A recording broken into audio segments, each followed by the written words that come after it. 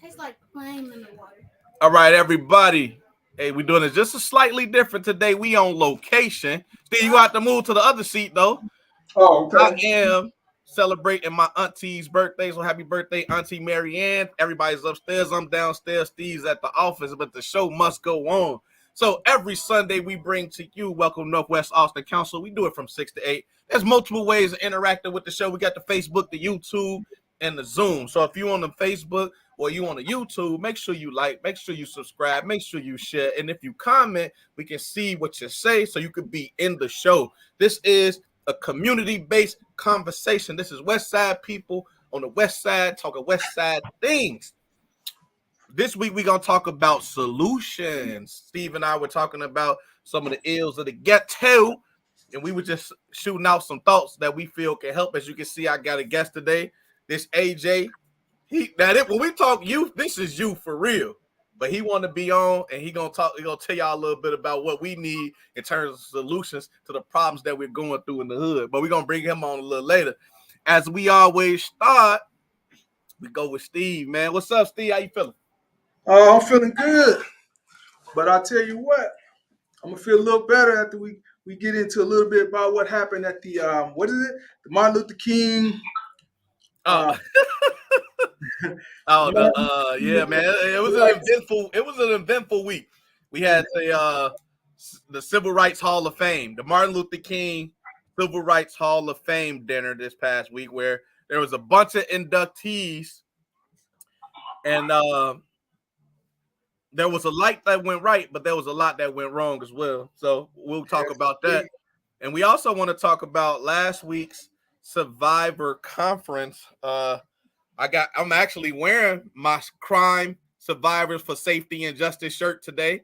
I went to Springfield with Miss Bertha and some of those beautiful women, man, that, they've experienced some tragic losses, and they've all come together in the name of building community and offering resources to people that really, truly need them, as well as advocating for our political figures to be more involved and to bring what those individuals need in order to move forward in life. And so Miss Bertha, I believe, should be on the Zoom.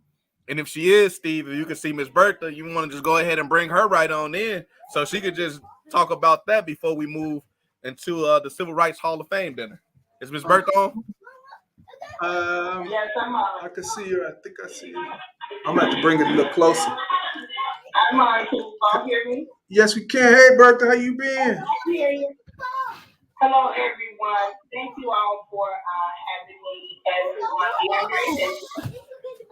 Last Wednesday, we took survivors down to Springfield. Loaded up the buses here from 4 different places here in Chicago, and also buses from across the state. And we went down to raise money for survivors, legislators, and to discuss some bills that we're working on to help survivors. One of which is for additional trauma recovery centers. If a person, excuse me, has had a medical emergency, there's places where those people can go to get healing. But if you've had trauma, there's not many places to go. And in our community, sometimes it's a 3 to 6 month waiting period before you actually get in to see a therapist. And when you've been affected by trauma, that's absolutely ridiculous. Also, we're advocating for more days off work if you have experienced a trauma. Domestic violence sometimes get 10 days. Gun violence only gets 72 hours. So we're trying to make that even across the board where everybody receives 10 days. And also, we're advocating for if you have to move out of your apartment because you are maybe being threatened or something like that, that you're not, the landlord cannot hold you hostage because you need to leave for your safety. The event for me is always emotional and also healing. We also do a healing vigil while we're there. A lot of survivors get to talk to legislators. We were hoping from their area, but I don't know if you did, DeAndre. There was not a Camille Lilly, a LaShawn Ford, or a Don Harmon in the room from my area. But there were legislators from across the state and some from the South Side, but none from us. And for me, it was sad for me. And I just think I want to ask my legislators why, because we're asked to support them. And DeAndre know I've been in a lot of rooms talking about survivors, and it kind of falls on deaf ears. But we need some help as well.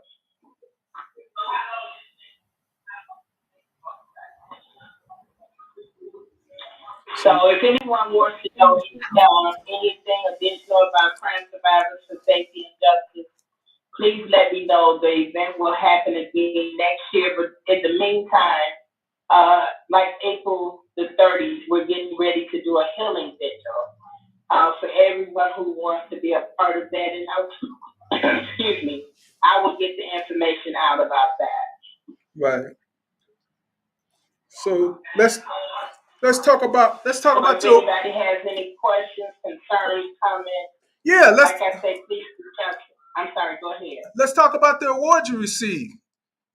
Congratulations. What? Thank you so much, Steve. Thank you so much. I actually, Crime Survivors for Safety and Justice is a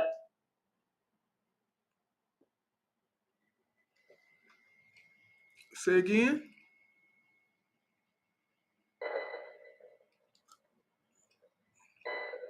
You there, Bertha? Hello. It's the work that I do. Say one more time. We lost you a little bit. The Advocate of the Year was the award. All right. Congratulations. Congratulations. Thank you so much.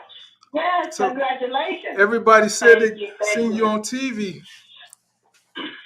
But you know, if you all know someone, I always look at a survivor as anybody in a community where even if it wasn't directly affected, if something happens on your block, you are shaken, you are thrown. So how do we find resources for those people? And those are the things we need to really start holding, because the grassroots organizations really get no funding. These organizations that get this money, we need to start holding them accountable. That's right. That's right. There you go. I'm going to say this to Ms. Bertha. Can you hear me? Yes, you can. Yes, ma'am. Okay, Ms. Bertha, what I'm saying the same thing that you're saying. The local organizations, we can't reach these funding. The congressman was talking about it was money from the federal and state government. Okay, now that money is big money, but we don't qualify for that money. If you don't know, or if you do know. The low people do not qualify. That is so true, Ms. Jacobson. Us little small grassroots organizations, we don't have grant writers to even help us try to qualify for this stuff. Because the other organizations, the bills, the Institutes for Nonviolence, they have grant writers. If we're not getting any money, how can we afford to write grants, that qualify for this stuff? But we're actually the ones out here doing the work. That's right. I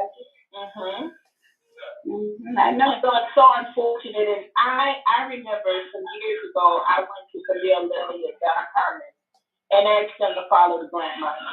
Nothing ever happened. But those are the conversations we need to be having in our community, to hold people accountable for the money that you're getting. Where is it going? It's going to the big organizations, like I just said. It has already been told to me from the Washington. But yes, ma'am. But what I'm saying is, when they get this money, we should be able to demand in our communities, what are they spending this money on? Who's benefiting from this money? Because we shouldn't still be, Austin should not be one of the highest murder rates for, crime, and they're getting all this money over in Austin. It shouldn't be that way. Yes, you're right.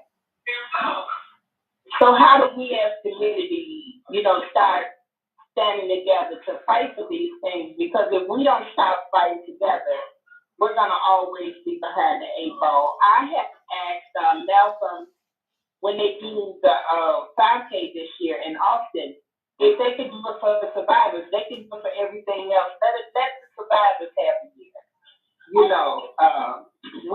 And I'm going to continue to fight for that. Yes. I'd like to add that Miss Bertha was the advocate of the year for the exact same reasons that she's speaking on right now. She's making sure that survivors are having a say into the things that are going into our community, and that is absolutely needed. We all the time focus on the upfront efforts and never really think about the aftermath. And I think it was said, so it was actually said by one of the women there that in our community versus other communities, our children have to deal with seeing death right in front of them and then having to go to the school and nobody comforts them. Nobody talks to them. They get home, the family doesn't talk to them. But in other communities, those things happen and immediately, hey, you guys are all right. We're offering counseling. And so Miss Bertha, what she stands for and who she stands for is absolutely needed. And while we were there, she was named the advocate of the year, and it was rightfully so. She definitely deserved it because she, as she's speaking now, she's speaking to everywhere she goes. She's speaking the same way and letting people know this is what we need. So I definitely want to commend her while she's here, and also let all of you know that she is the #1 advocate for survivors. For sure. Right. That's right. Thank you so much. That means a lot. Thank you so much. I know a lot of times I get frustrated, but I never stop. I might take a breath, but I'm still coming back because it's so needed, Yes. And I feel like if enough of us just get on one chord, then we could do something. So I truly would love for you all to learn more about it. I still have my own organization, Mothers on a Mission 28, but this is a larger scale. I don't have the funding to fight in my community the way I want to fight. I just don't have that money. I do what I can when I can, supporting families that have lost a loved one or domestic violence situations and whether you all believe it or not, there has been some sex trafficking cases right here in Austin. Built in our back door. We have to support each other a little bit better than we're doing. We all need to, I need to support Ms. Jacobson, what she's doing, DeAndre, Steve, everybody, us grassroots people, we have to support each other. I guess, yes, we do need to support each other, but it's support of all our politicians. This is what I'm saying. We is out here boots on the ground. And then when it comes time for voting and everything, then they pop up. But we're out there when we need funding for what we're doing. But Ms. Jacobs, like I said, if I missed them, I'm going to apologize. But I sent an email to the 3 people that I named because I did not see them. I did not. And DeAndre, if you did, then please tell me I'm wrong. But I sent an email to them because I was really kind of hurt that you couldn't take 5 minutes. 5 minutes. And they were in Springfield. They were in session until the 8th. And you couldn't take 5 minutes. Yeah. To come down and hear not one story. Not one, and there was a lot of people in that room. You couldn't find just one person and hear a story. It's pretty bad. It's pretty bad. Yeah. I heard you, Miss Jacobs, saying about our political figures. Listen, I mean, I even talked a little bit while we were there about the need for us to become more politically and civically involved. You know, and of course we weren't trying to make it a political thing, but I thought it had to be said because even these movements that we really celebrate and appreciate, you know, Dr. King and all of the others that did the civil rights movement and marches, at the end of the day, it was to get legislation passed that bettered the community. For whatever reason, we continue to be absent in that part of the process. If we don't become more politically astute and engaged in the politics of our community and write that legislation that's going to change our circumstances, then what are we doing it for? Because that's what they ultimately stood for. Everything that they moved to was so that they can have more political engagement so that legislation can be written, right? The Civil Rights Act of 1968 wouldn't have been written without them doing what they did. So it's like, what are we ultimately trying to accomplish? Because we got to get it in writing. Everything that we do, you know, we got to make sure we send the email because we got to get it in writing. If somebody, you can't do no handshakes, no, you got to get it in writing. And so all that means is you got to get it in writing. We have to get legislation. We can get everything we need for our community when it's in writing. And so we have to put people in places to write legislation that will change our circumstance. I think to this point that hasn't been done. Even when you look at the George Floyd Policing Act, things like that could potentially improve our community and its circumstance get stuck on the floor. That's been in place for what, 2 to 3 years now, and it's still, well, that happened in 2020, but I'm sorry, so you know, 2 years or so, and it's still stuck on the floor, you know. So we gotta get people, we gotta get the right people in places. It's really time. It's really time to get the right people in places. What do we say? And you know, Jesus, with what you just said, you stood up in that room that day and you spoke that so eloquently. And I had some people, you know, to come back tonight. That young man really put the, you know, nailed it. You know, they said that you really nailed it, that you hit it right on the head. And you did. You didn't try to make it political, but you just stated a fact. And we as voters need to hear that so that we're making the best choices when we go to the polls. Right? Right. Yeah, because and I said it based off the one lady that talked about the prosecutor, you know, and she talked about the prosecutor not knowing her child, not knowing anything. And I'm just saying, even if it was a black prosecutor, so to speak, right? Of course, they wouldn't know your child, maybe, depending on the type of work that they do and how much they are involved. But I will tell you this, though, a black person that's a prosecutor from these circumstances would understand a lot more than somebody else that's not from these circumstances. A black judge from these circumstances would understand. A black state's attorney, right? They all have jobs to do, but when they're from our circumstances, they understand more. The cultural competence is there, and we then will have the true representation that we need. And so when I said that, it was just because I'm hearing what is a concern for us in our community. We don't have proper representation, and we need that. This is so pivotal. It is very pivotal that we start to really get in some of these people's asses, man. That's what we got to do. It's time, man. Get in their asses or get them out the way. Either one. That's it. So we got. You know, I'm sorry I have to jump off, especially now that the congressman has come to the room.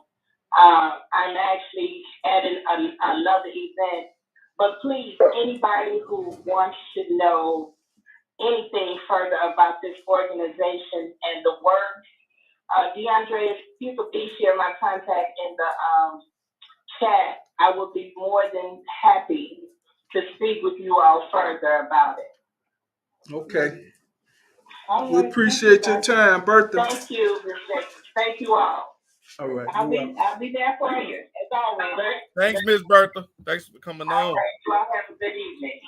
Okay, then. Okay. Bye-bye. Bye bye. So I got one too. I think the next thing we were talking about was The Civil Rights Hall of Fame. Civil Rights Hall of Fame dinner event. There were quite a few people there. I think that there was an upwards of over 150 people at the event that was this Friday out south at what was the church? I forgot the name of the church. Mount Pisgah. Pisgah. Yeah, please. Go ahead, Congress. You want to elaborate a little Yeah, bit? you enjoyed yourself, Congressman. Well, it was a lot of fun. As a matter of fact, I was delighted, and I was delighted to see as many people present. I know that there are still many people who are not doing in-person activity, although there are many people who are. As a matter of fact, I just came from down east, and I came by the stadium a little early. And there were thousands of people going to the Black Hawk hockey game. Mm. I mean, people are out parking and getting out of their cars. I think the COVID is getting a little bit more under control. As a matter of fact, I was reading the paper earlier today. It's one of the luxury things that I do on Sundays. And the lowest number of people in the hospital from COVID in Illinois since COVID became a real problem. Okay. That's a good sign. That's a good indication. Mm-hmm. It is becoming abated somewhat. And so many people are doing in-person activity. I just left a party with a group of people who were honoring their mother today. And it was her birthday. And the restaurant was filled with people. So they were wearing the mask. So I think things are beginning to let up a little bit. Of course, people received awards, and there's some people who ask, why are people being awarded? Mm-hmm. Why do you give people acknowledgement and recognition? Mm-hmm. I used to be very involved with the Boy Scouts. And we had every time we met, we had a guy named Henry Springs. We used to call him the little winemaker. He was our scout leader, and he's one of the best, I think, that ever put on a scouting uniform. And every meeting we had things to give to people. If it wasn't nothing but a cup, we gave somebody the so-and-so award. And we kept people motivated. I remember one year we had 500 boys at what we called Tent City at our back-to-school picnic and parade that year. We had 500 boys. That's we a lot. used to have a troop in many of the churches in this neighborhood. We had an outstanding troop at Christ Tabernacle Missionary Baptist Church. Mm-hmm. We had a great troop at St. Peter's Ignatius. Mm-hmm. We had a great troop at St. Paul. Mm-hmm. We had them, and we didn't have as much violence either. We didn't have as many people killing each other. Yeah. Either. We didn't have as many people in jail and the penitentiary. So I think promoting positive things. And so I love going to these things where people are getting recognized. Because if they don't get recognized, other people don't necessarily know what they do. And so it's like the blues singer used to say, a little bit of loving goes a long way. You make me happy the rest of my days. Ray Charles used to sing that too. But I'm saying acknowledging people for what they do stimulates them sometime to do even more. And we recognize that things have never been perfect. Anybody looking for perfection may as well get on out of Dodge. There has never, ever been perfection in terms of something being exactly the way you want it to be. But those who acknowledge that if you're trying to climb a mountain, every time you make a step, you get a little bit closer to the top. And as long as you feel like you can reach it, you keep climbing. But when you reach the point where you don't feel like you're going to ever reach it, you stop. Yeah. And you know if you stop, you'll never get to the top. So it was a great event. Yeah, it was a good event. I even served a few tables. You were part of the wait staff, huh? Well, what happened was, and you sometimes have to do that. I'm saying I understand what happened. The organizer and the caterer had a little disagreement about something, and the caterer just left. I mean, the caterer just left and left the food and everything there, and wasn't nobody to take care of it. Right. So if people had not just jumped in and helped, we never would have gotten. I get it. I know. You made an announcement at one point about it's like most of the people that's out here doing the waiting is part of my organization. Don't misunderstand. You know, we here to help, but this wasn't what it's supposed to be. But it was something else you said that night about, you know, just because we've made it so far as the basement. How did you put it? Well, once you get to the basement, don't think you're in the penthouse. Right. Like, you know, people are more difficult to organize the higher up they get. If you take away some of their issues, they oftentimes say, I don't have anything to be upset about. I don't have anything to be organizing for. And so don't ask me about joining nothing, because I ain't having no problem. I'm okay. Go get the folks that's having the problem. Well, you know, if you don't have a goal, it's pretty easy to reach it. If you have an idea, if you say, I only want to get to the 5th grade, chances are you can make it. You get to the 5th grade, and that's cool. If I only want to graduate from high school, you may even be able to make that. But if you set your goal low, you're going to be successful. But suppose you want to do a PhD. Right. Now you got to keep climbing. You gotta keep writing. You gotta keep it moving. reading. You gotta keep studying. I want to be an engineer. I want to be a doctor. I want to be an astronaut. I want to be whatever. So low goals are easy to reach. High goals require that you keep on climbing. Right. But let's put it into context, because we were talking about the movement, in essence.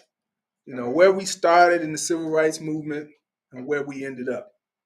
That's why I kind of thought you were going with it.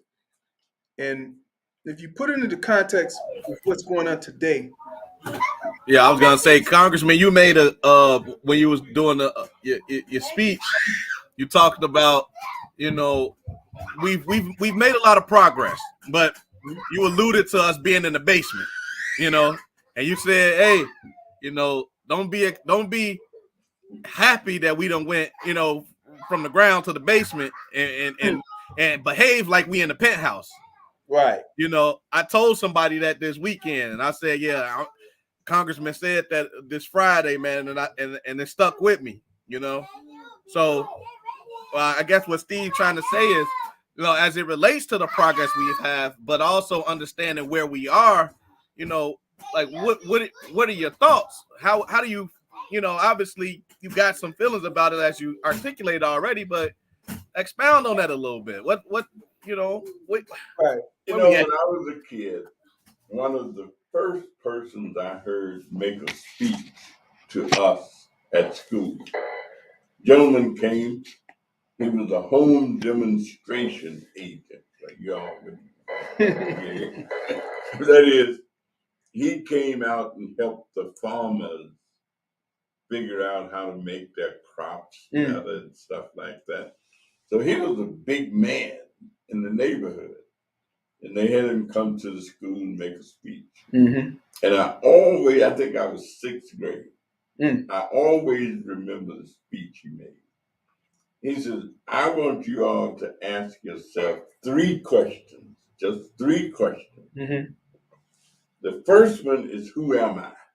Mm-hmm. Who am I? They ain't talking about your mama. They ain't talking about your daddy, the teacher, the priest. Who am I? And he got our attention.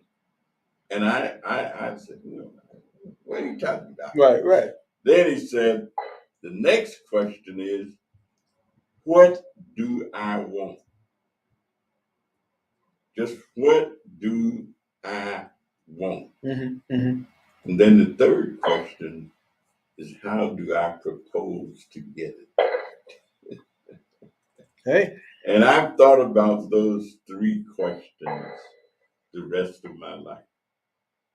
I'm saying, oh yeah, I'm constantly thinking about those. I heard the discussion as I came in terms of prosecution and prosecutorial activity. And I believe that if a person is trained a certain way, if a person grew up believing certain things, if they grow up with that as a part of their being, they'll do the right thing. That nobody will have to make them do the right thing. Right. I mean, if you are trained Black and to make sure that you represent a Black perspective, whether you are a doctor, a nurse, a precinct captain, a representative, an elected person, you will follow those principles. Because they're yours.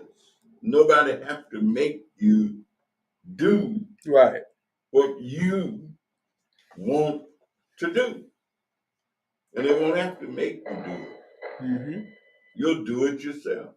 So education and training is a big part of changing things. If we train our children, if you train a child, we were taught early in life, they will not fall too far from that training.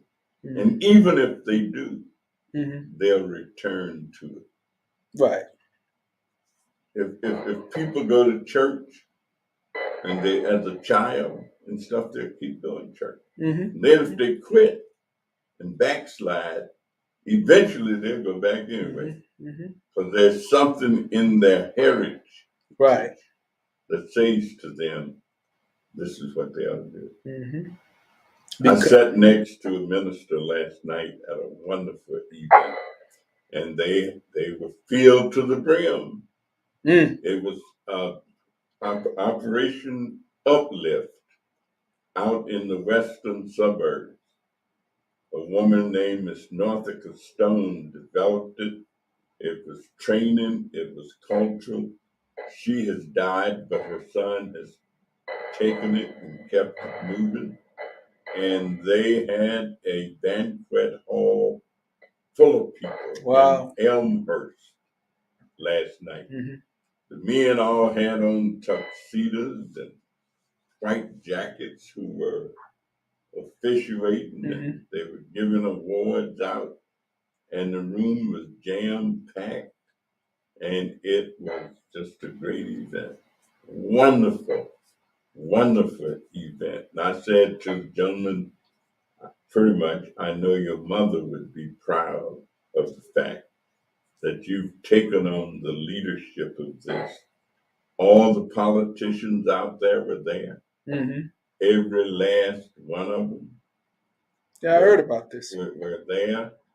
On North Avenue in 83? Yeah. Yeah, I just heard about it today. The mayor of every one of the towns was there. The mayor of Forest Park, young black fella. Mayor of Maywood, the mayor of Bellwood, Mm-hmm. mayor of Broadview. All of them were present. State Representative Chris Welch, who's also the Speaker of the House, got an award. Fritz Cagey, who's the county assessor. Mm-hmm. All the people were there. The ministers were there. The superintendent of schools. Oh, I just felt like I was in a good place. Had a Absolutely. good time. Absolutely. So people are beginning to go back out Okay. and to meet and meet big time. We've started in Washington. They opened up the White House for tours. Mm-hmm. People can now come and visit you in your offices. It used to be you had to go down and get them. You had to check them in. Mm-hmm. The only thing we still have to be searched when we go in to vote, but that ain't because of the pandemic, the virus. That's because of the violence. Right. that's a Violence over everything. Yeah, so it's opening up. So let me ask you this: we were talking about the violence, and DeAndre and I we tend to think one of the solutions to changing this or trying to curb it is giving young people or anybody that's in the midst of the violence a new location. In other words, with the younger people, and I mean children, why not show them different things in Chicago or just generally close to Chicago that they've never seen before? Giving them a different scenery, a different location of being. You mean to live or to? No, just visit? experience. Or... I mean, there are some young people that don't know where the United Center is. They don't know where, I agree with that. And let me tell you, but all the things that we talk about as issues, for example, they claim that there are 10 million jobs available in this country right now. But guess what? The jobs are generally located where Black people don't live. I'm saying there are states and towns and cities where unemployment is 2%. Wow. I'm saying there help wanted signs everywhere you go. So negative unemployment. So almost. How do we get the jobs to where the people are? Because there are plenty of jobs in this country. It's the truth. It ain't no BS. It ain't nobody propagandizing on that. But how do we get the people and the jobs to be in the same places? Well, Ms. Jacobs, are you there? Yes. Maybe you can expound on that. a little bit since you got the Get to Work program. Congressman said, how do we get the people and the jobs to be in the same place? How do we do that? Because there are plenty of jobs out there.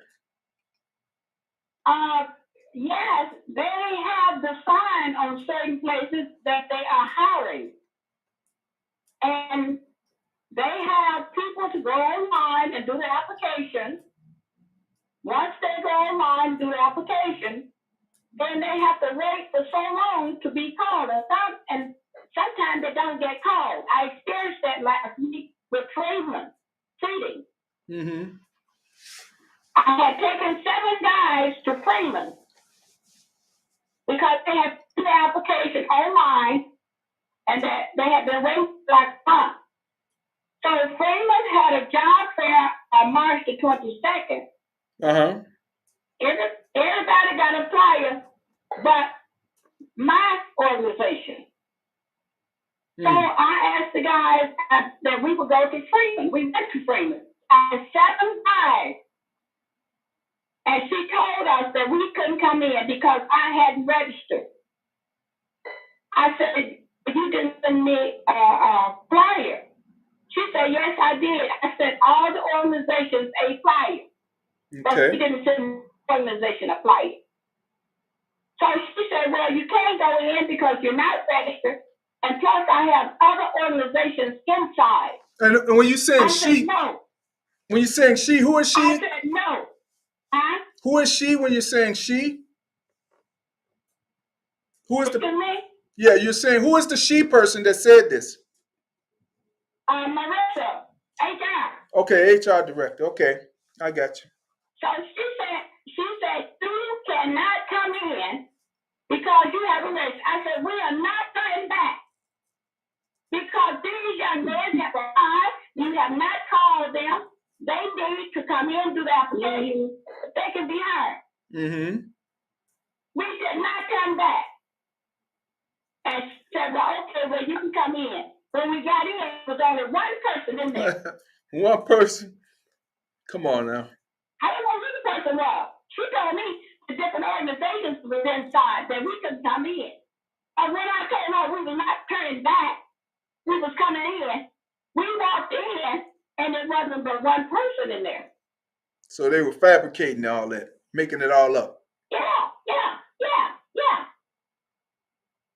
So, in essence, this is messing people around. These people, some people do want to work, but how they have them waiting and going through a kind of loops. I just discourage these people. That's why some of them go back to doing what they're doing. You know what Ms. Jacobs saying is not unique. A lot of situations happen similarly, and that just demoralizes people that's looking for jobs. Right. I was telling Steve earlier, you know, it's easy for us, some people from the neighborhood, to revert back to what they do or what they're known for, because in some respects it's harder to be corporate with the rules and the structure and the way that things happen versus how it is on the street. You command everything on the street. You're the person leading your block or your corner, and you set your own rules. And it's easier for these guys that's trying to go straight. And if you tell them, okay, if you do this to go straight, you'll receive this, but then they get into the situation like that, like Ms. Jacobs is explaining. That's going to demoralize them. They're going to, you know what? I'm going to go back to what I know, because at least that I know exactly what I need to do to post up, how to get some money, and keep it moving. But let me ask this. Does one do things in spite of? I often use an example. Alderman Ed Smith and I were school teachers. And one summer we decided to go and get ourselves a summer job working at Sears. Mm-hmm. So we get there, and they agreed to hire us both. And I remember they were paying $1 $1.55 an hour.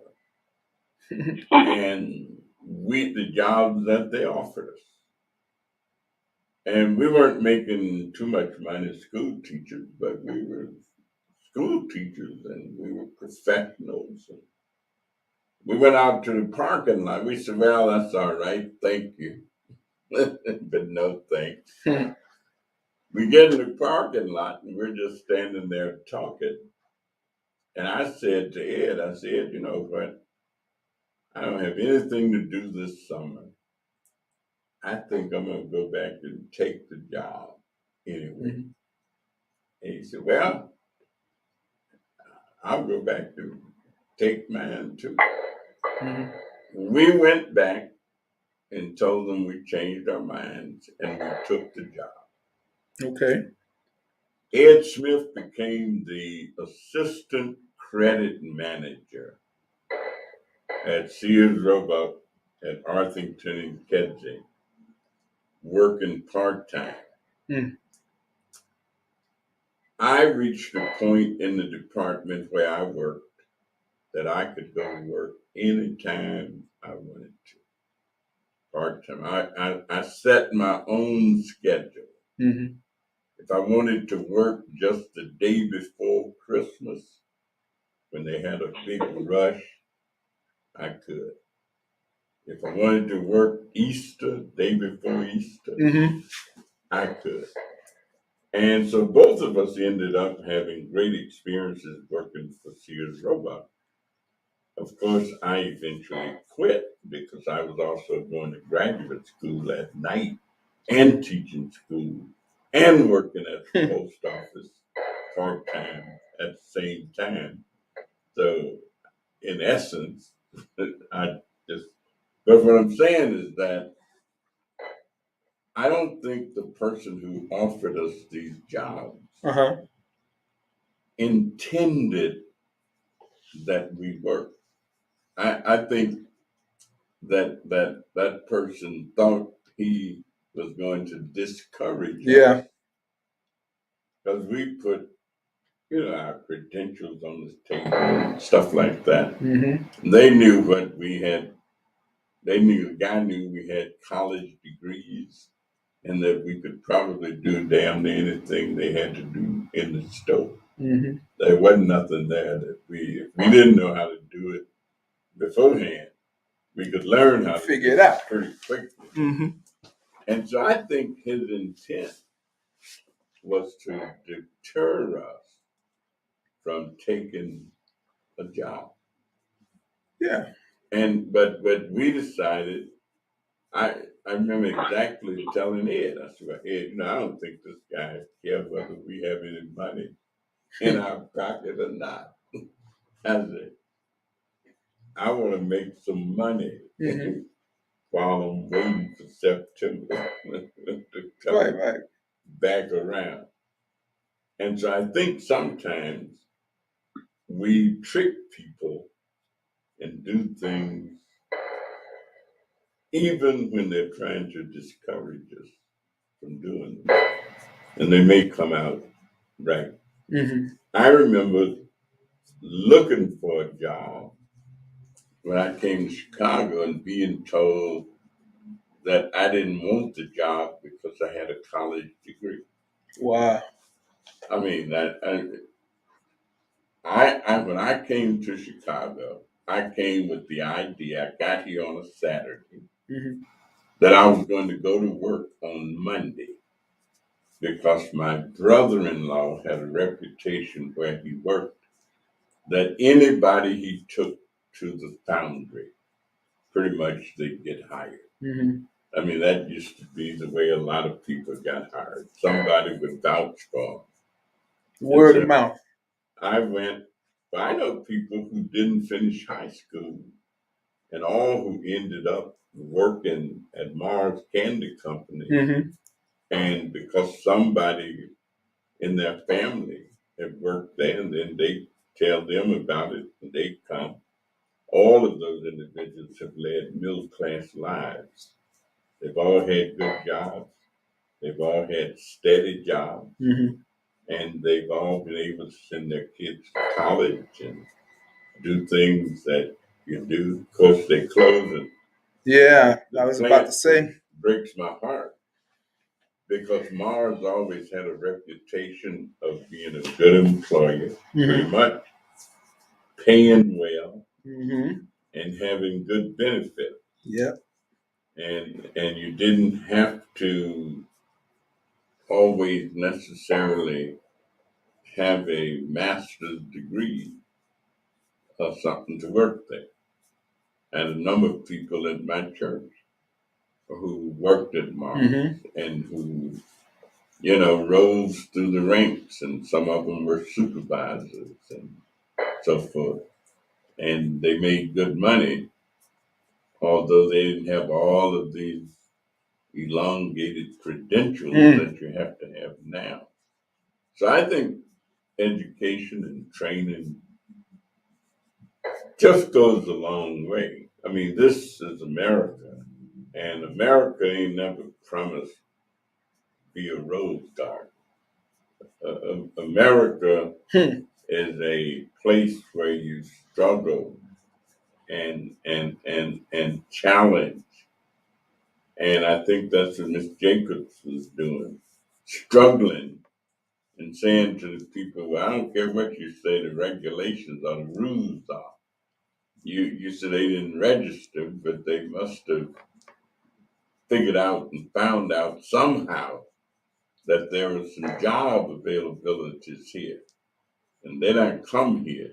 And they haven't gone through whatever they went through to get here. So they must want to work. Otherwise, so relax the rules a little bit. You can have an exception to the rule. You can exempt the rule because it's clear that they want to work. Yeah, the intent was So challenge is oftentimes necessary in life. I'm saying people set up rules, but sometimes and that's what Dr. Martin Luther King taught, that the law in many places was the law. But if the law is unjust, then challenge the law.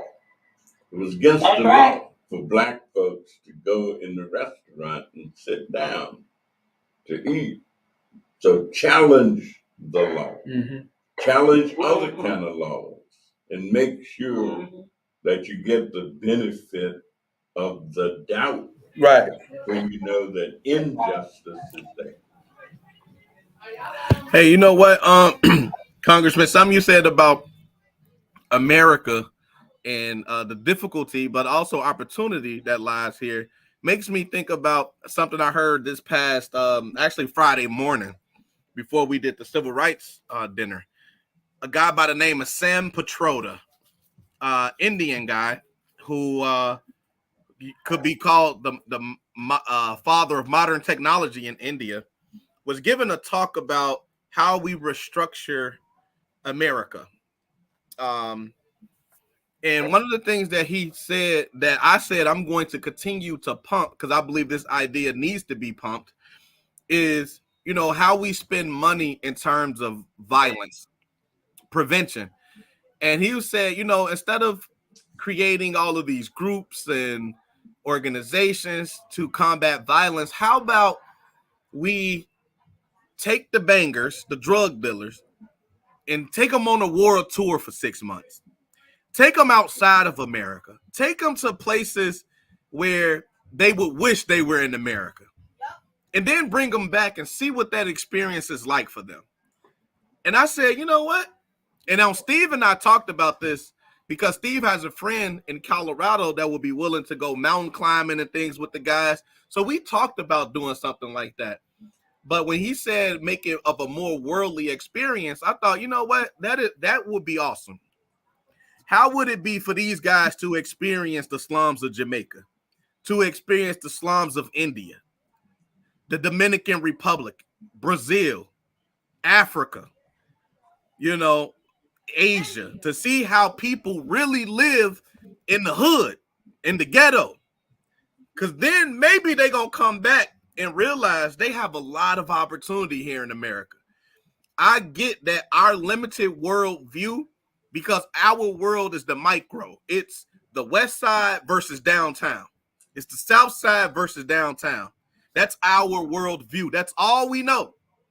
And we don't realize around the world, this is truly the land of opportunity. That's why international people come to this country and they do all that they can and put themselves in a different position, because it's much easier to do that here. And that struggle you're saying is less of a struggle than it is in other countries around the world. And I think if we did that, let's say we took 10 members for 6 months to 6 different locations, had them be immersed in that country, work like, now I don't know how we'd be able to do it, but experience working in that country, eating in that country, living in that country, document it, and we do that in different trips. I think we would have more improvement, because they become educated in perspective than we would what we have now in these violence prevention efforts. What's your thoughts on that? I think they'd be wanting to kiss the ground when they got back to the United States from most of these countries. Because most of these countries, there are systems of punishment. It's, like in some countries, they have forced labor. They make you work. That's what forced labor is. And it is not a question of do you want to work. They force you to work. I think one of the differences in the United States is that you can be born at the lowest of circumstances in this country, and you have the opportunity to rise to the highest of heights. In most countries, if you're born a peasant, you remain a peasant.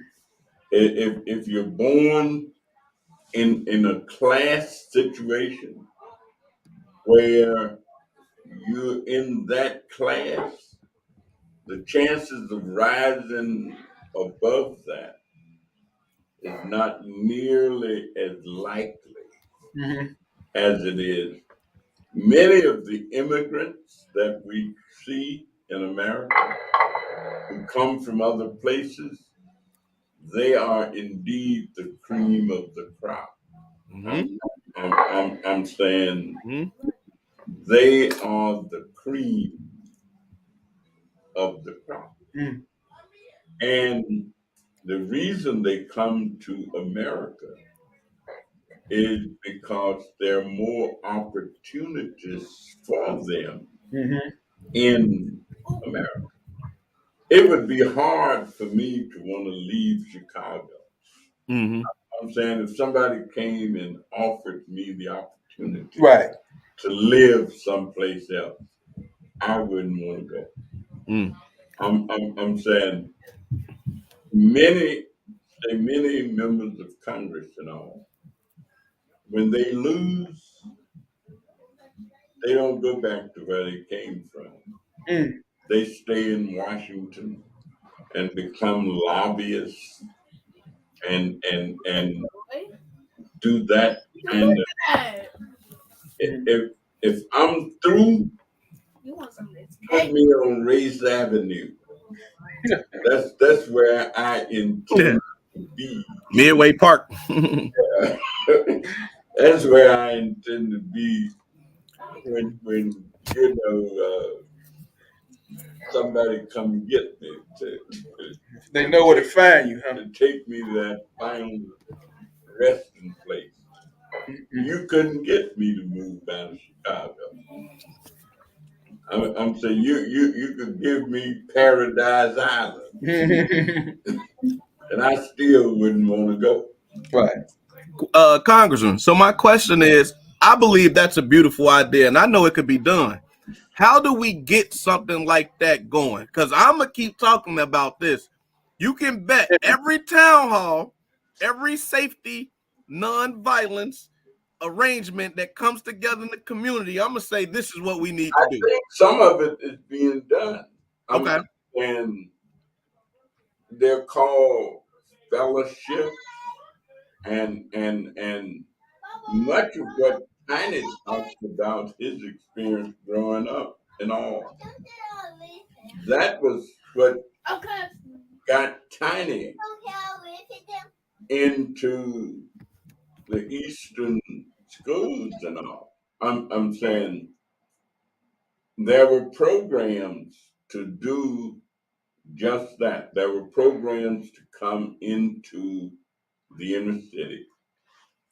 I just did a piece on a guy named Richard Theodore Greener, who was the first Black person to graduate from Harvard University. And it just happens that his great grandson is in the same fraternity that I'm in. And he discovered that this guy had been his great grandfather. And they found the papers and stuff on him in an attic in Chicago.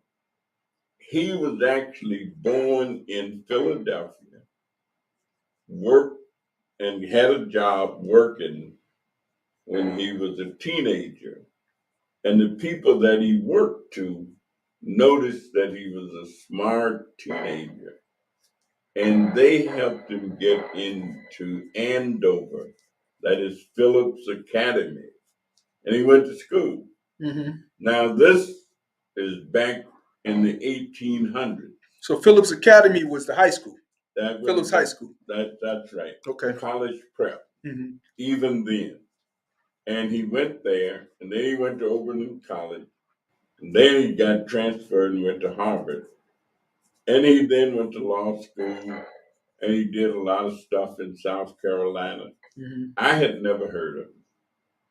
But I mentioned him to Jim Cliven, who lives in South Carolina. And Jim knew all about it. He said, "Oh yeah, we're gonna put a statue of him on the campus at South Carolina University and all." So when did he attend Harvard? Oh, in the late 1800s. And not late, but mid 1800s. Before slavery, the end of slavery, before the emancipation. Yeah, but he was in Philadelphia, see, and the Eastern Seaboard wasn't quite the same as Virginia and the South and all those places.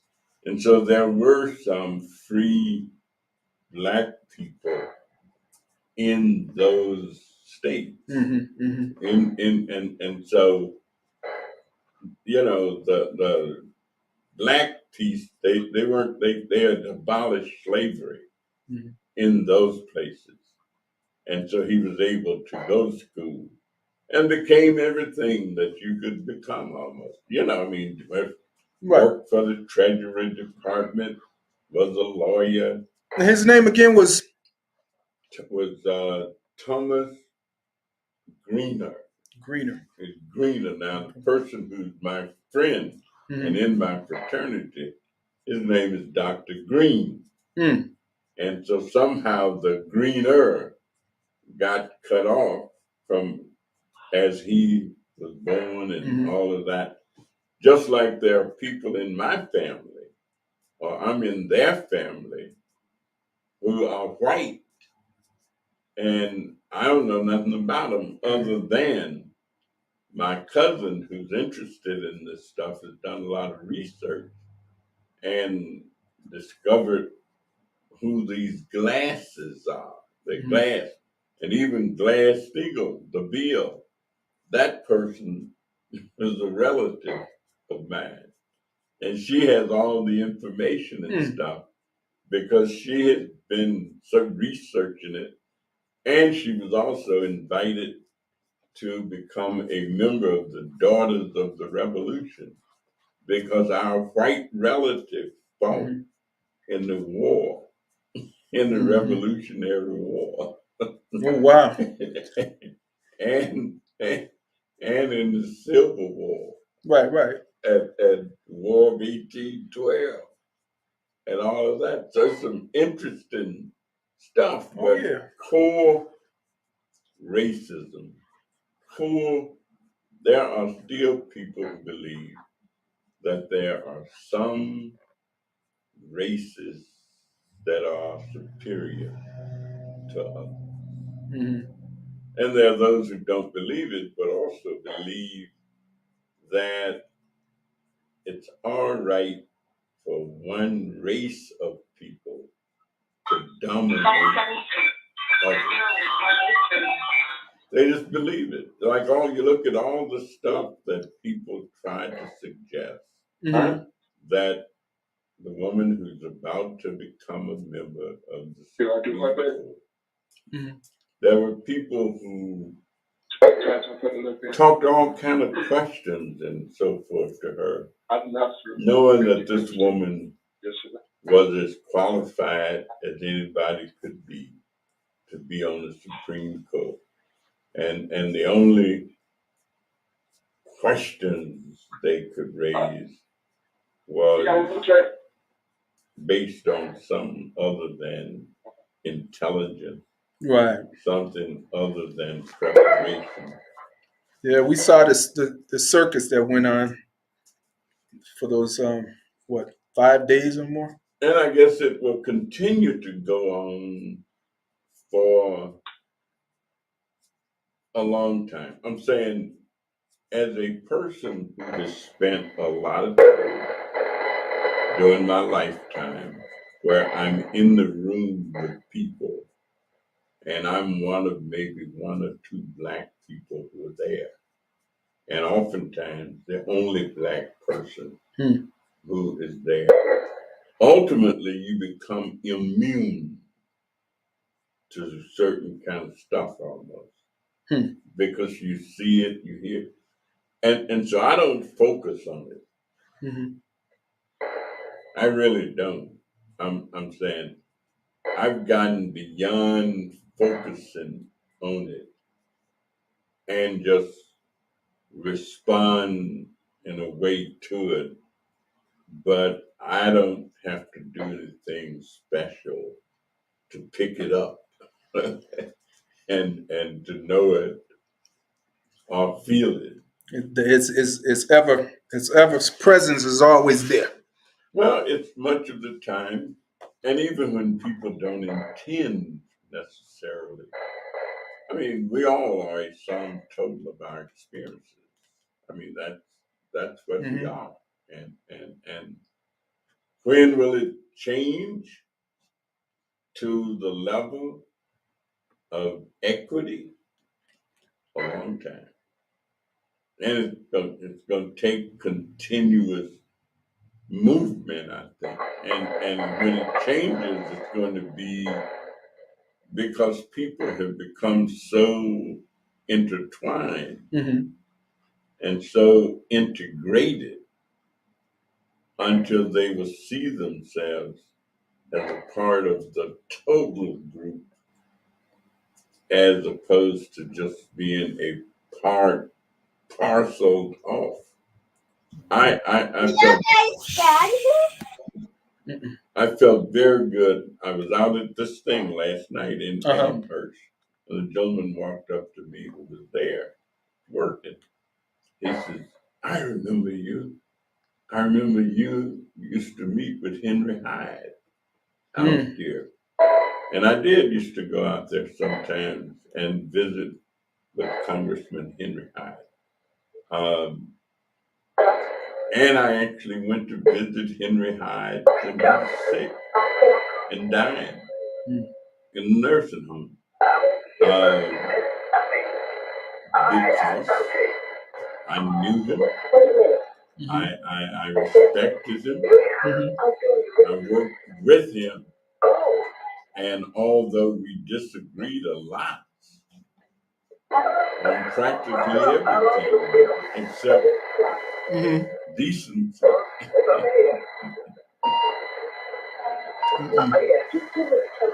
to turn it down a little bit. Somebody got a little bit more. But go ahead, continue. Wait, hold on. Before you go, Congressman, I guess why this noise is, I want to go ahead and take these 30 seconds to shout out 40 Acres Fresh Market. If you haven't been, it's at 5713 West Chicago Avenue. That will be the site of the first Black-owned grocery store in the Austin community. So that's something to celebrate. We're still making history every day.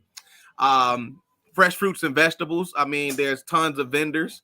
Jermaine Nellum was there. I picked up some body cream from her. I use it almost every day. Man, I got some on now. I like the way I smell. I like the way I feel. You know what I mean? I got to give her a testimony because it was real. And her product's name is? It's called Umoja. Her product is called Umoja. She has actually a plethora of items in her line, and I like it. And I do believe that it will be successful. But she is just one of the vendors that you can find at 5713 West Chicago Avenue. And I would like to go ahead and play the ad for that spot. If you've never been, please consider going. They're available from 9 to 3 on Saturdays and 10 to 3 on Sundays. Have you been to the Soul City Community Market yet? It's a pop-up grocery store over on the west side of Chicago in the Austin neighborhood. They have local vendors selling fresh fruit, vegetables, meats, prepared foods, and honestly more things than I can even say in this video. What's also pretty cool is they accept link card, and they also match up to $25 of link card purchases. They even have a free photo booth, which honestly I think is a really nice touch. It's over on 5713 West Chicago Avenue, right at the corner of Chicago Avenue and Waller. Click on over to our profile for more info. Yes, sir. Fresh fruits, vegetables, meat, tons of vendors, taking photos. It's a fun time. I mean, stop by. 5713 West Chicago Avenue will be the birthplace of the first Black-owned grocery store here in the Austin community, and that's just beautiful. That being said, please go ahead and continue, Congressman. Sorry about that. But before you, Congressman, I want to go back to the point that was made about relocating people to see other things, and I believe you can do that with younger people. You can do it with anyone. If you show a person a different way of life, they may even change their own, and maybe help somebody else change theirs also. I remember years ago we had a program, Congress. Remember we had the program. It was called E2E, Exodus to Excellence. And what we did was we would take young men from the ages of 7 to 17 or something like 7 to 18, and we would gather them every day here at Northwest Austin Council. And one of the things we tried to do was show them a man or a male of goodwill and come out and tell what he's done in his life, whether he was a gang member, but he had to be an ex-gang member or a stockbroker or a minister, or I had the exterminator one time come out. He was actually in the building, and I said I didn't have anyone to present. I said, why don't you go tell the young man what you do? And they didn't want to hear. They were like, oh, he just kills rats and roaches. And then when he said, well, if I told you I give Mr. Robinson pays me $50 an hour to do this job, then the whole thing changed. It's like, oh, $50 an hour. And he said, well, what if I tell you it's not just killing insects and vermin, He said, you got to know how to mix the chemicals. You got to know your math. You got to know what's the difference between a quarter of a cup and a half a cup. You got to know, the fractions. So he got into the job, and they became more interested. But the other thing we did, at the end of the week, we made it a point to take those young men away from the community. We took them to football games. We took them to basketball games. We took them. One young man had never seen where the Sox played. He's like, this Sox field? I've never seen this before, I'm like, you've never been by it on the expressway? Never seen it. But you have to expose young people to different things. We took them to the Art Institute. Grant Park, places they've never really been. They just heard about. Now, what DeAndre's saying, for those that are a lot older, to give them something that's different in life that can be transformative is also great. Because I guarantee you, if you took some of these guys to the ghettos of Brazil, they would definitely see that there's a big difference between what we consider as the hood or the ghetto. And they may look at it a lot different, And that, That's why these groups are so important, because they can do things. I mean, they can develop their own curriculum in terms of what they do. Now, there must be at least a half a dozen groups in the Austin area that's gotten resources to work anti-violence. Now, what they do pretty much is their business. I'm saying they've got the grants. Some of them are pretty decent grants, decent size. So they're not necessarily the most money in the world.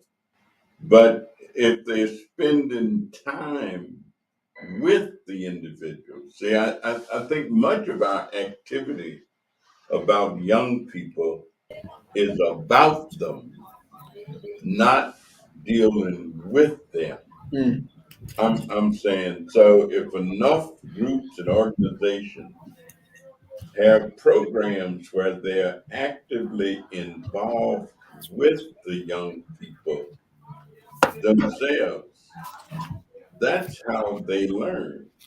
I'm saying, and so you're not talking about them, you're actually talking with them, you're engaged with them, you have activities for them. You're not talking about what ought to be, you're actually doing it. And so 5 or 6 groups all doing some things that are perhaps related and in fact make a difference. We've always had certain individuals who manage to do well and do all right and to be in compliance with what society expects. I meet somebody every day and they tell me where they came from. They came right out of the hood. They were right in the heart of the hood. And the doctors that we have on every Monday night when I do our chat with the doctors, every one of them grew up in the hood. Every one of them. One understood. grew up right at Jackson and Costa. Really? Dr. Mason grew up in Inglewood. I'm saying all of them. So there have always been some individual who come out smelling like a rose, no matter where they are. And they're going to do well and they're going to excel. We just don't have as many of them as we would like to have and ought to have and can have if people are doing things with them. Right. Anything you got to add, DeAndre, or should we allow people to ask questions? It's a good opportunity to talk to the congressman or ask questions or even kind of add on to what we're talking about. Yeah, I think today, like I say, we wanted to focus on just looking at some solution areas for a lot of the problems that we have. I think having Miss Bertha come on to talk about the crime. I got the shirt on. You know, I went to Springfield with them, the Crime Survivors for Safety and Justice. I think her having her on to talk about the initiatives that they're pushing and advocating for with the legislators was important because that is a solution. You know, the Civil Rights Hall of Fame speaks to some of the solutions that people have come up with to deal with the injustice. That's why you got inducted. You know, that's why you were there. You know, and moving forward into this point of hopefully taking some of these people from the neighborhood and taking them on a world tour, just getting them out of their environment in general. You know, these are solutions. So to the people listening, watching, what are some solutions that you've come up with, that you've thought about? Let's start putting these things out and speaking life into them and bring them to existence. That's the only way we're going to get them out. But I thought This is DeAndre. This is Reverend Williams. Listen, what you alluded to a few minutes ago, I think out of the country. I was on a program with Quincy Jones in the early 70s, and Quincy did just that. He took a group of kids from LA to South Africa, and when he brought them back to America, their whole demeanor had changed once they saw the kids were living in South Africa, because he took them to some of the most remotest parts of Africa. The kids was not even wearing shoes. Quincy said one of the kids that was with him actually took his swim shoes off and was crying and gave them to one of the guys in Africa. So that will work. That will work. Quincy said every one of those kids he took, their lives changed drastically before they got back to America. So that's a good program. We just need to implement it. He suggests to start doing it. Absolutely. Well, I know this guy, Scott Smith, is doing this now. He's doing an exchange here in Chicago, Atlanta, and Indiana. Cy Smith, he's doing an exchange. Just say, for example, if one of the guys here in Chicago, or two of the guys, is having problems here, they take them from Chicago to maybe Philadelphia, Mississippi, or different places. And plus, they were trying to get farms for these guys to work on, take them out of the city. And they was practically farms, but what they were saying that they couldn't get money to support this. So this guy's working with this now, but he's just saying he can't get the money.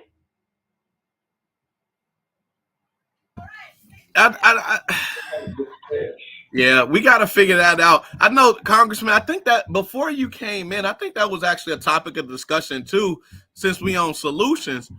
A lot of smaller organizations, in some respects that you might think are probably more beneficial to the community because of the relationships that they cultivate and that niche that they've developed, and with their ability to reach certain people.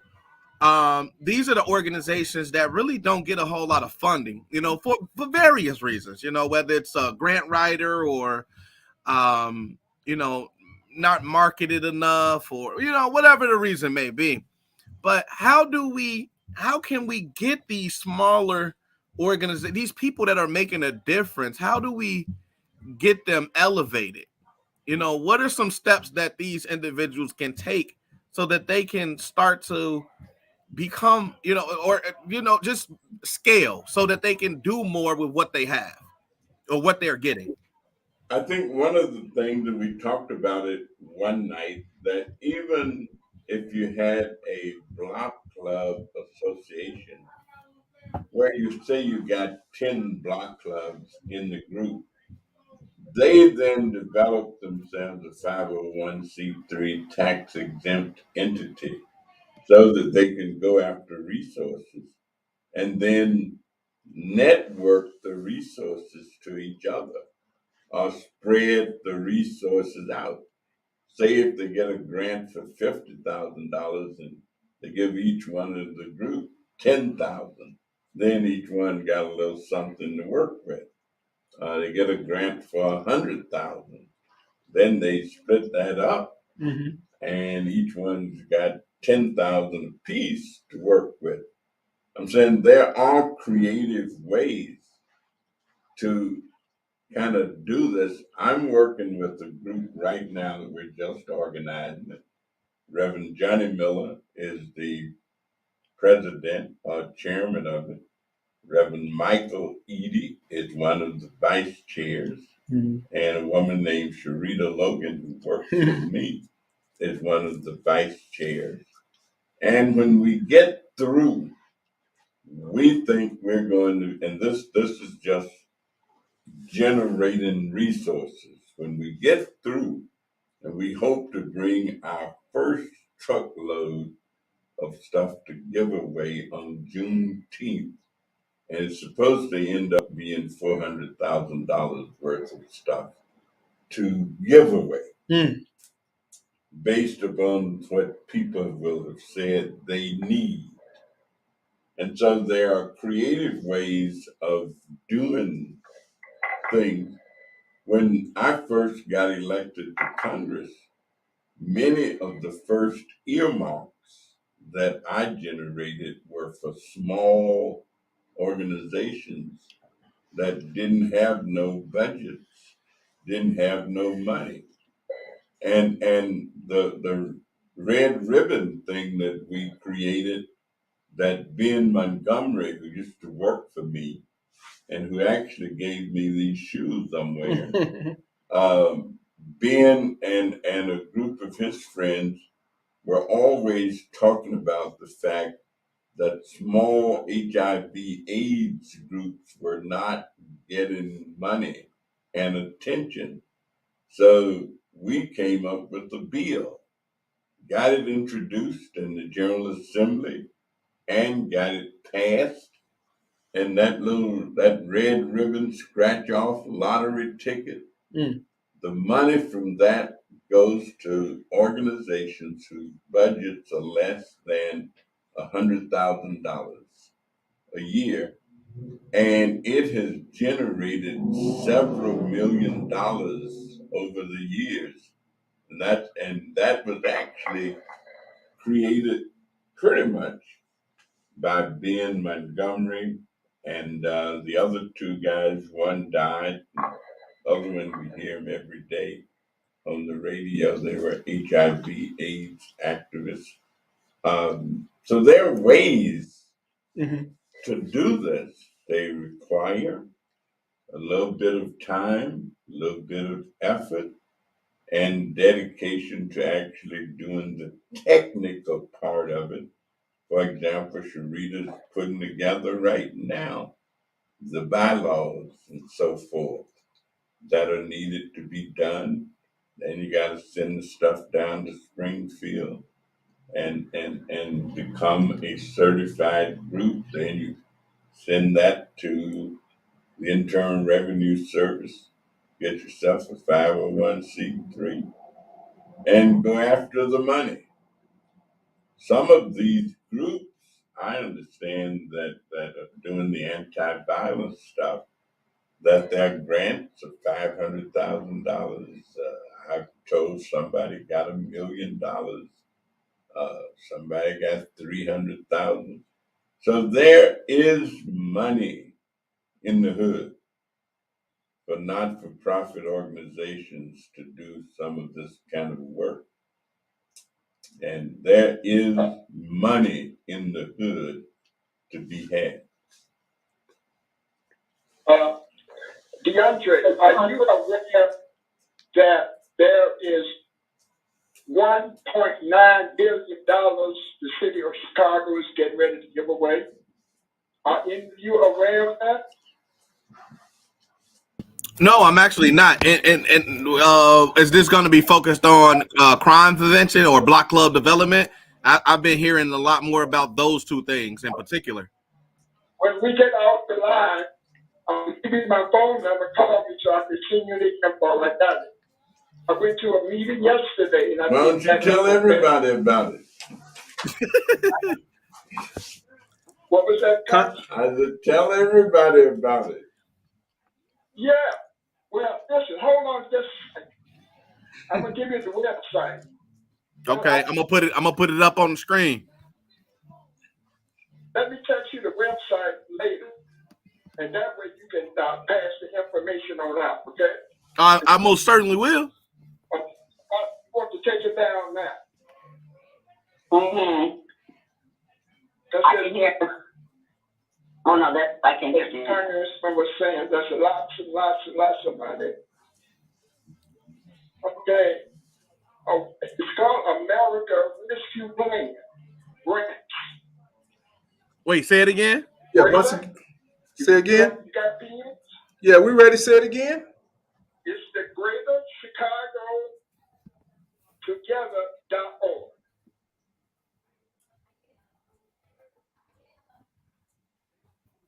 That's it. That's the website. I do a live show from 6 to 8. What the money's the programs that you can get the money for. Okay. Okay, yeah, I got that. Let me make sure. I'm sorry, I had my auntie. We're having a party for my auntie. I think she turned. I don't even want to tell her age. I would be rude to do that, but I'm at a birthday party right now. It was damn it, Together. I heard Together Chicago. Oh my God, Chicago Together. What was the first part? Greater. No. Greater Chicago Together. Chicago together.org. Steve, you got my phone number, right? Mm-hmm. I know the congressman does. Yeah, I don't have it. I'll get it from Steve for sure. I'll be able to call you tomorrow and we could talk about it. GreaterChicagoTogether.org. And there's some money under DeAndre that which we're talking about. Yeah. There's some money on this program that can help us with that. Gotta go get it then. That's it. 245-789. And it's about 11 different programs that my grants will be allotted for. And you should be able to see them on their website. It's 1.9 billion.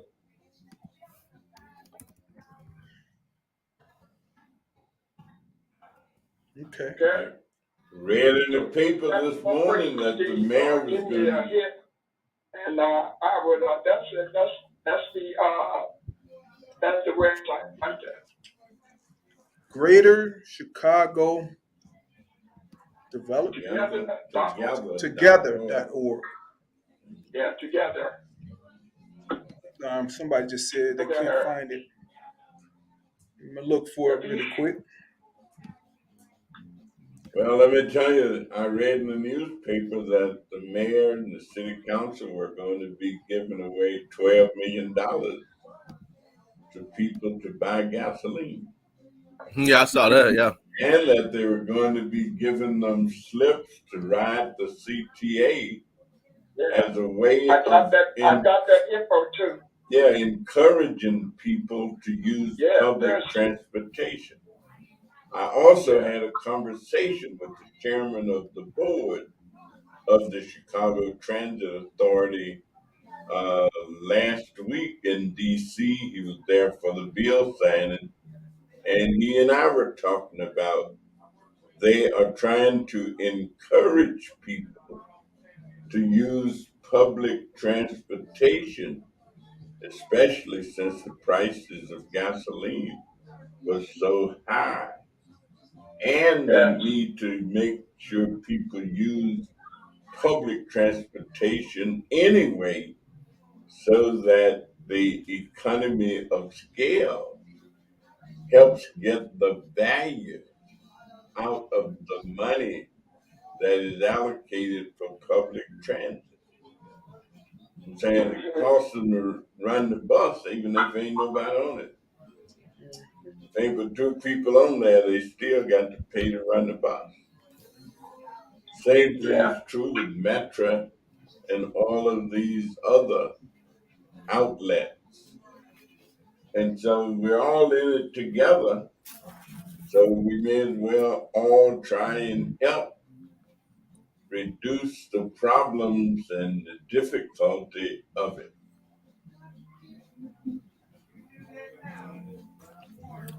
That's right.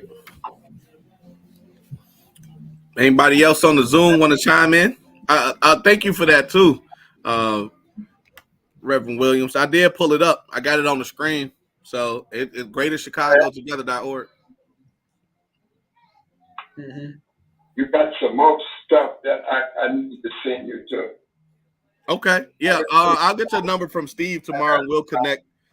We'll connect in tomorrow. DeAndre, I'll give DeAndre's number to correspond with you, Reverend Williams. Okay. A phone number? Yeah, I will. I'll give it to DeAndre. I got it. Okay. Mm-hmm. Okay, that'll work. We'll appreciate and it. I'll shoot you this other info so you can see, okay? Okay. Yes, sir. Let's see. Yes, you asked about solutions. And you talked about picking people who've never seen anything beyond their block or a few blocks into other environments so they could see what's happening. And like the congressman said, after seeing some of the alternatives about the way people live, people might be kissing the ground. But it seems to me that regardless, or that the bigger point is there is immense opportunity right here. And we have what we need. And what we principally have as a huge resource is each other. If we can find a way to connect and trust and get to know each other so that we can help each other. And then the second thing, I think it also is about the comparison with going to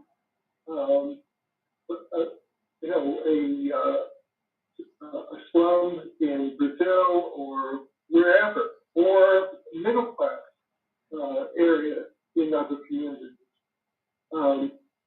The point is that here, the story is awful that we tell ourselves.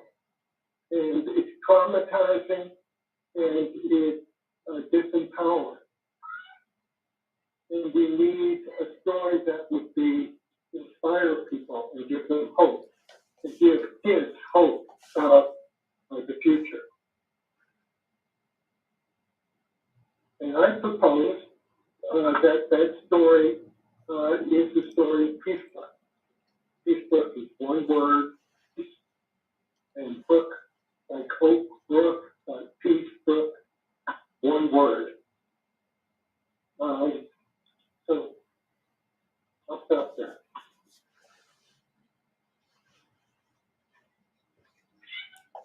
Anyone else have anything they'd like to add? I'd like to add something. I'm listening to you guys talk today, and within our society as a whole, African American men, I see it differently in other aspects. You understand? It's like they have to jump up over more barriers than African American women typically do, but they're being raised by single moms. So what would you guys suggest for the single moms to do to help their young adults or their to help their children, their young male adults to prosper? Man, that's so loaded. You know what? And I say that because I think I know it to be true. Black men are the lowest on the totem pole in society, right? If the black woman is the most disrespected person on earth, the black man is the most person that is the least cared for, so to speak. However you want to chop it up. But we are the lowest at the bottom of the totem pole, and it's very hard for black moms to raise strong black men. And that's because they have so many other responsibilities that have to be met, usually before they even can build that man up, right? And it happened, but it's happened on a lesser scale than it hasn't happened, and that's why a lot of black men end up in jails, because black women just don't have that bandwidth. So saying, how can a black woman strengthen a black man in a society not made for him is very difficult in itself to even try to entertain, because it's not. This society is not made for black men. It's increasingly made for black women to be way more successful than black men are. The familial structure was destroyed. Black men are constantly emasculated.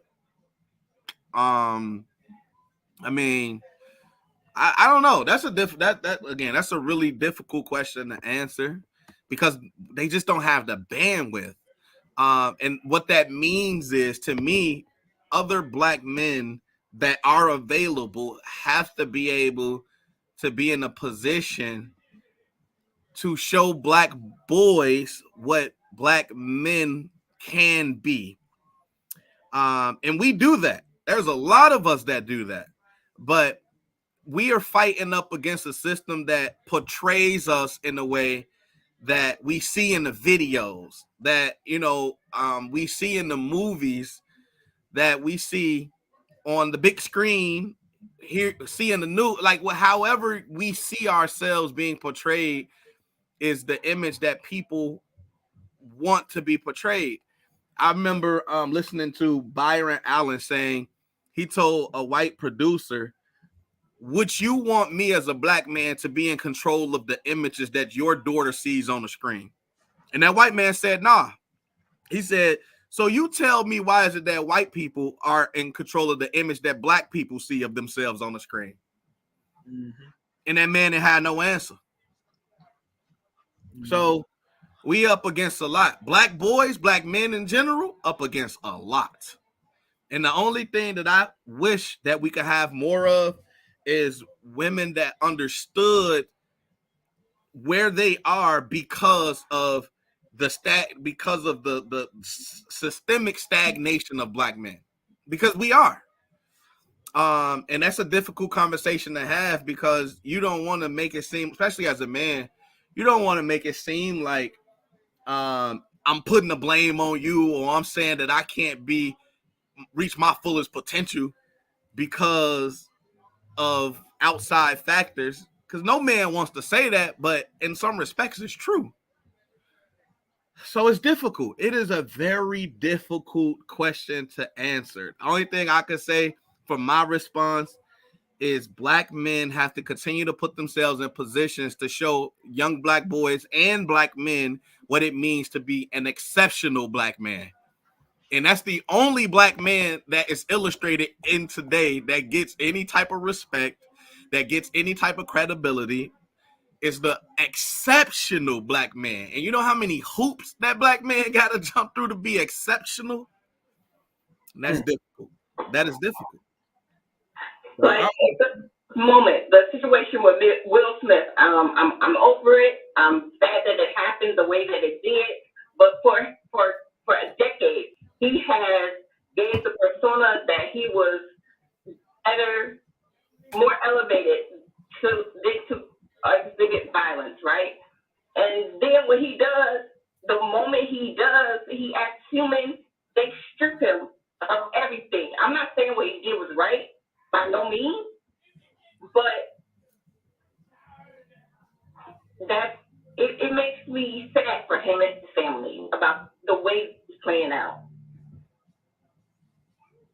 Yeah, I think, Tamika, this is a wonderful issue, and I think that Raheem Young, and Welcome to Father, is a wonderful step in the right direction that begins to respond to your question about I'd agree. the black boy.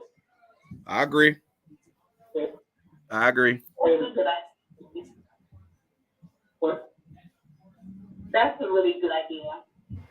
Maybe I should talk to him. Is Raheem on? Yeah. Not today. Okay. Raheem, we should all be celebrating and helping Raheem stand effort. I don't.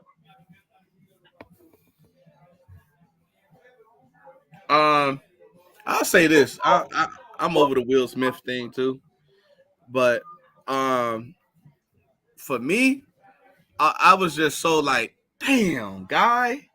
Like I'm with you. I understand the humanistic nature of anybody. You never know what you're gonna do at a moment's notice, especially when emotions are involved.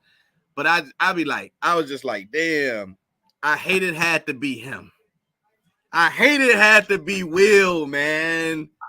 You know, listen, I grew up on Will Smith. That man is a legit superhero to me. I don't care about the Hancock movie. That man did some things that black men wish they could do. All clean cut, family man, you know what I'm saying? Beautiful wife, you know, and he had a moment, and that's all it is. So that's all but it's just like, dag, it had to be you, big bro. You, like, we really look up to you over here. We really do, man.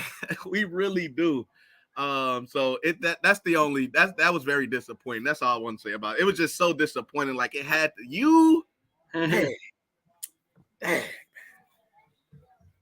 Just remember that's the meeting making those decisions about cleaning that up. Doesn't have to change. Yes. Right. You said that's the media?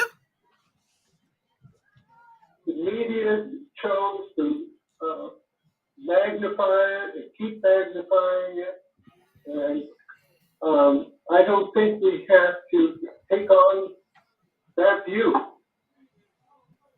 Oh, yeah. Well, you know, it was just, you know. Are you still there? Yeah, I'm still.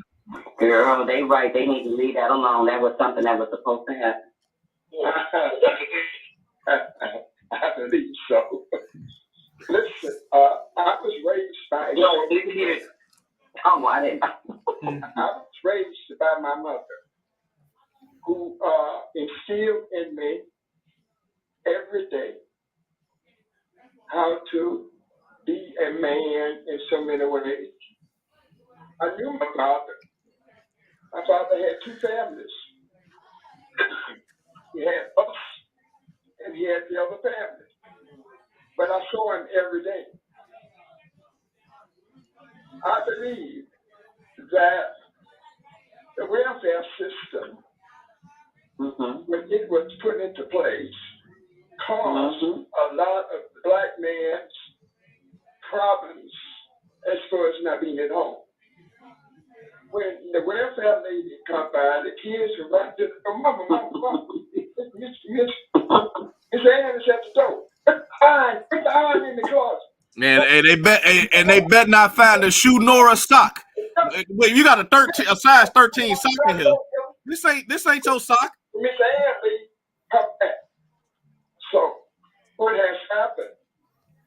The family structure of the black man has been corrupt in such a way. We almost got to teach black men how to be humans all over again. Right. Because it has caused a very devastated. What I'm trying to say, what word I'm looking for. You're gonna help me out here. And it's caused a lot of problems in the black community. Oh no, it has. I mean, even I don't know. There's a defense. Can we turn it around? We've got to be trained all over again.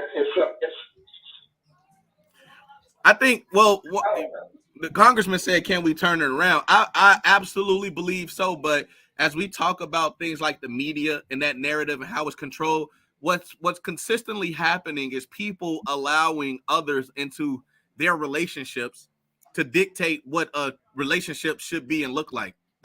A relationship between two people and whoever else want to be involved in it. But we constantly seek perfection based off some idea that somebody constructed way before we got here. Who said that the perfect relationship was the way that it was designed in the movies or on the TV or in a book? You know, and it matters about the people that's involved in it. That's how I feel about it, because the roles have shifted so much in one direction that I don't think, and I say this personally, speaking for myself, I don't know.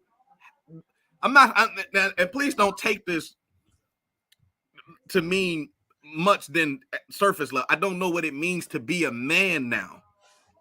There's certain things I can't do or can't say without thinking like, damn, am I doing the wrong thing? Am I acting in accordance to what I believe a man should be? You know, and that's because we are in, the gender roles have switched. We're in a different time, different era, and the relationships are more or less controlled by what others believe they should be versus what the two people in that relationship believe it should be. But wasn't much of the disruption based on economic factors? And I'm not so sure that the economic factors are the basis of the separation today. I'm saying, you know, the blues singers got a definition for a man. The blues singers say, you've been running around talking about you was a man. And what does a woman want? She wants you to be somebody that's going to love her and love her with joy. She ain't looking for no man acting like a mannish boy. and so I think this definition, Andre, Yes, sir. is a determinant that really need to be reestablished in terms of what it. You see, I think it's very difficult to talk about equity in terms of child rearing practices if you basically have one person carrying practically all the weight. I think in many families, in many Black families, not all, but in many, one person is carrying most of the weight. Yeah. Yeah. And it takes two to tango. Yeah. Yeah. Mentioned something that huge resource in the Chicago area, and also that white men have been, or it's confused, black men are really in a tough spot. But white men are screwed up too. Yeah.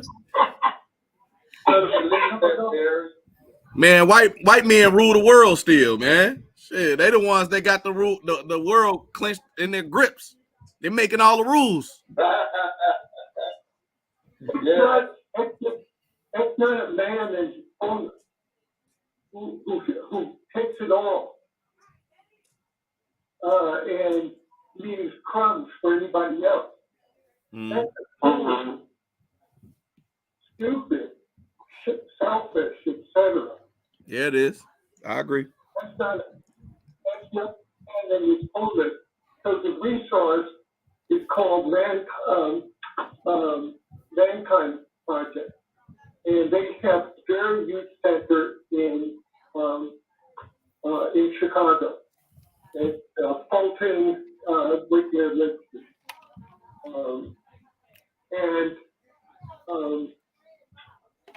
So what I'm trying to say is that it's a resource. And what they do is they take men through an initiation weekend. And I spent about 11 years involved with them. And one of my sons is still involved. And the other one, all three of us, my wife too, we had all gone through this kind of training. But the second thing I want to say is, Reverend, do you want me to call you Reverend Williams or James? What, James, or what's your preference? It doesn't make, I'm not hung up on titles. There you can call me James, Jim, Reverend Williams, whatever gets your vocabulary best. All right. James, thanks. You make a point about welfare. In a military situation, one of the first things that armies do is they immobilize the communication, and then they eradicate the net. And that's what the welfare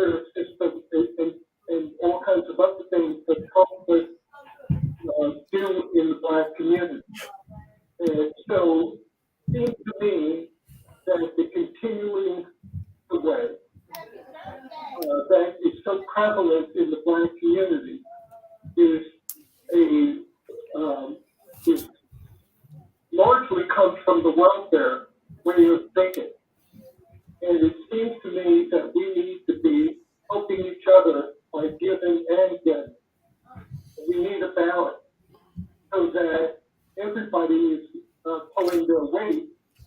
Some can't. And we can help a small number of people. We can. But we can't help a large number of people. Mm-hmm. I all need that there. But what's thinking? I say I go along with that. Mm-hmm. Right. Mm-hmm. So, give and get. Help and be helped. So we at the top of the hour, aren't we now? Yeah. I definitely. I think we were starting it, especially with the Will Smith conversation. I don't want to talk about it, but I do think there's enough there that could be unpacked and opened up on. And I think that was going to lead us down a direction. But yeah, we are out of time. It is 8:00. So I'm going to go ahead and I guess start doing the wrapping up honor. So Steve, if you want to start going around the room on the Zoom. Go ahead, Barry. You got anything for us really quick? Yeah, when we do help, my hope is that you'll ask them to pay it forward and help someone else.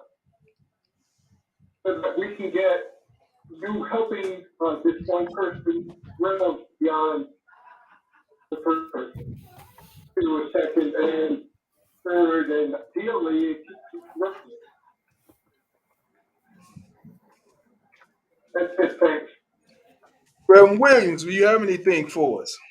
I just want to say this, DeAndre, is that I don't want my living to be in vain. If I can help somebody, regardless of who it is, that needs my help, my living would not be in vain. That's all I'm looking for. I'm not looking for anything else. That's right. I hear that. How about you, Miss Jacobs? Yes, I'm going to continue to stand with my people. I'm not turning back, and I'm not going away. That's right. Until God says over. And, hey, Miss J, you got a fish fry coming up soon, right? Or is it planned for further in May? Do I have one? The fish fry. Don't you got a fish fry plan? Or is that in May? The 22nd, the 22nd of May in the lot. Oh, May. Okay. I'm a little early then. Okay. How about you, Tamika? Thank you guys for helping me pursue some stuff in my mind that's going on right now. I'll probably reach out to you guys tomorrow to get some more help. You know, this is just what's going on with me today. Mm-hmm. And you are like this group is one of the few African American men that I know, and including Barry, that can help me with some man issues I may be having with my young man. So, which is my son. He's right. My daughter's like, you need to say that. But y'all so much for all you guys do for us. I appreciate coming on, listening to what's going on. It gives me a chance to learn about how other people live. Thank you. Yeah. Right. You know what, Tamika? I know you asked me before if I could mentor your son. I'm always open to talking to people and mentor, hanging out, all that stuff is cool. But I always say that has to be the decision of the person that is involved, because that relationship is two ways. I've mentored before. Now, these were younger boys that were preteens, but their parents wasn't as involved, and so of course they fell off with it.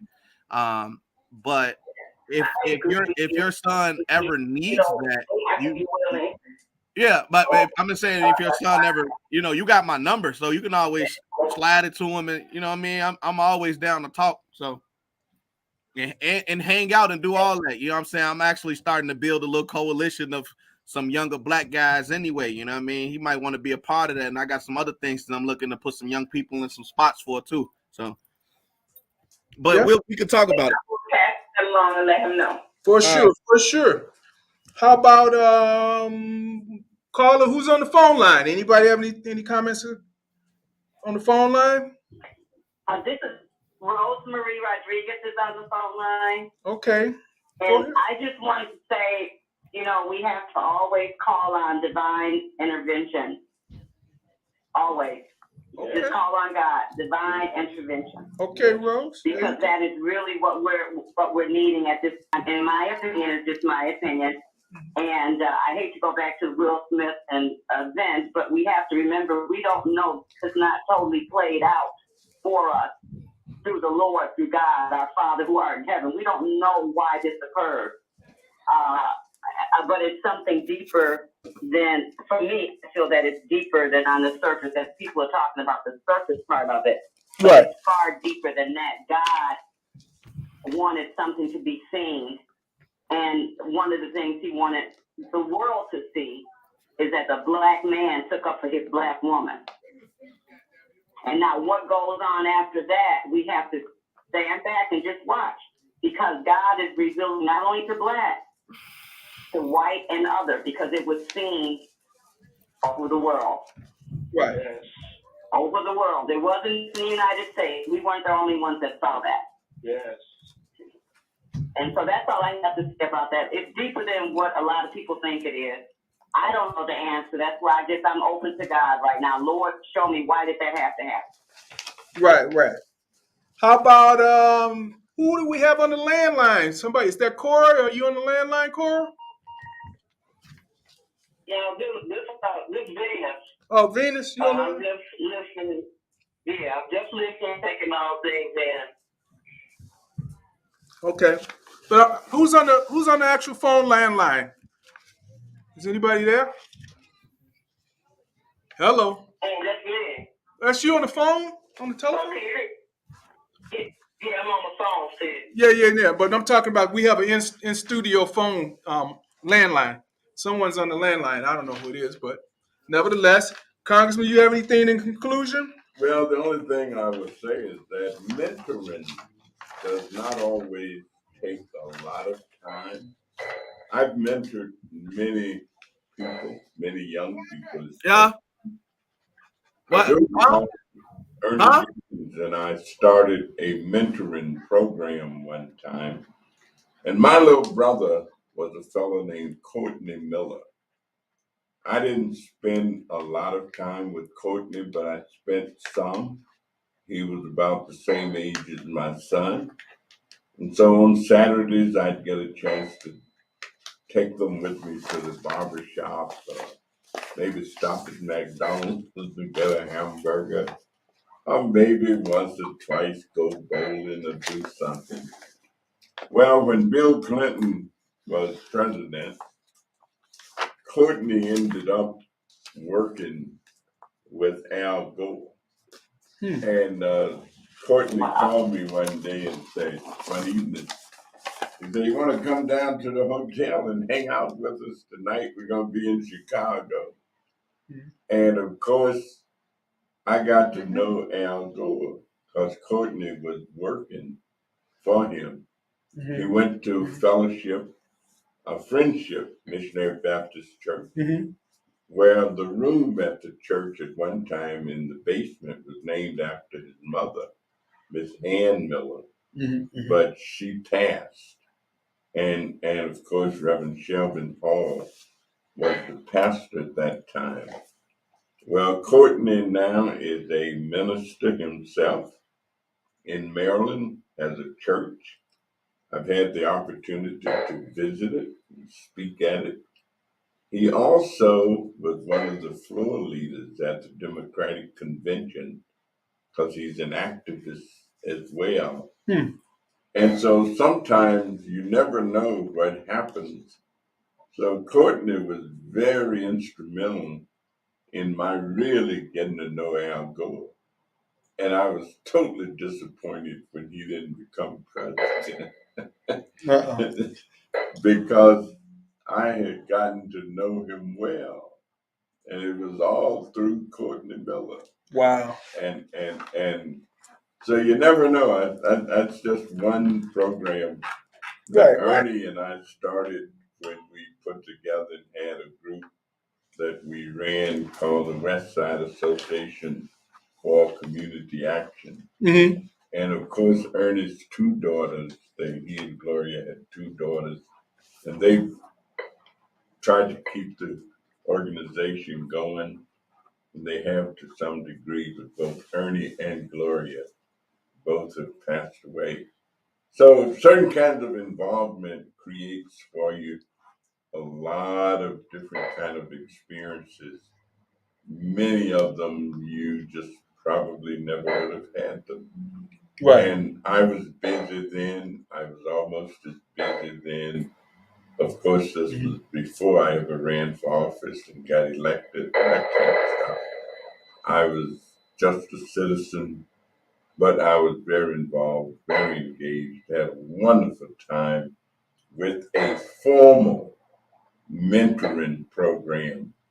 But of course, I've mentored lots of other young people during my lifetime, and the experiences have been great.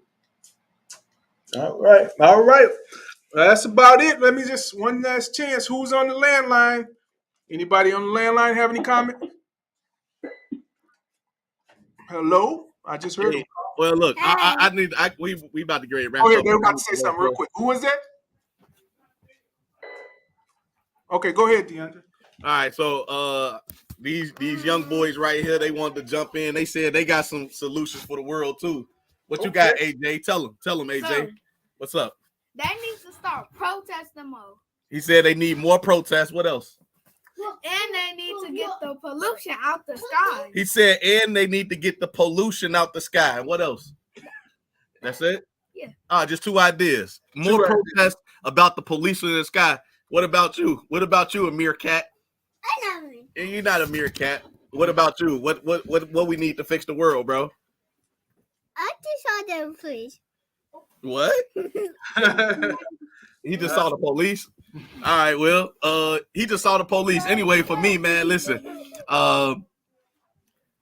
we all human at the end of the day, man. We got a lot of work to do. We always evolve. We always change. We always growing and developing, man. As long as we moving towards positivity and peace, we will be better images of ourselves as well as God as he intended us to be. So with that, listen, we do this every Sunday from 6 to 8. We appreciate y'all tuning in. Various ways of interacting with the show. We got the Facebook, the Zoom, and the YouTube. If you're on the YouTube and the Facebook, like, comment, subscribe, share.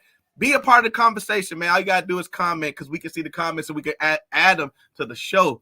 And in closing, like I like to say, man, listen, we still got seats at the table. It's time for everybody to come on home. Thank you for allowing us to welcome you to Northwest Austin Council. So y'all have a good night. We see you shortly, Howard. All right. Good night. Good night, all. Good night. Good night.